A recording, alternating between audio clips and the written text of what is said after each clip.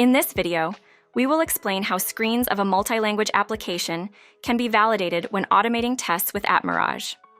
Once we have recorded our macro with screen evidence and checkpoints validating text by OCR, we go to the OCR expression sets and configure our literals in as many languages as needed.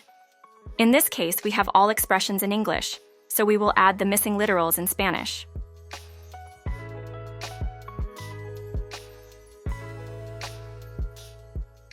Once this is done, the next step is to indicate to the macro in which language we want it to run. Here we have a button to select the expression sets language, and we will indicate English in this case.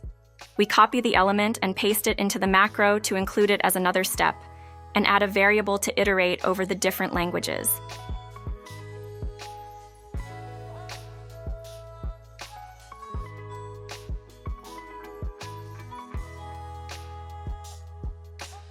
Next, we go to ATC and create the iterator to run the macros with the different languages.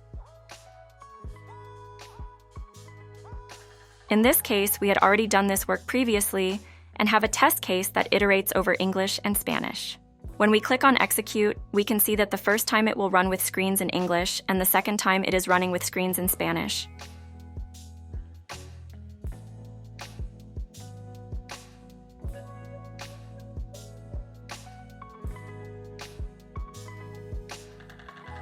The important thing here is to understand that Atmirage is validating the text in both languages.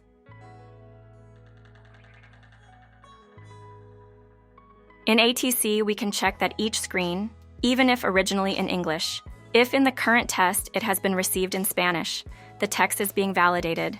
That is, Atmirage will validate screens in both languages with a single macro. It is a very useful feature for testing multi-language applications.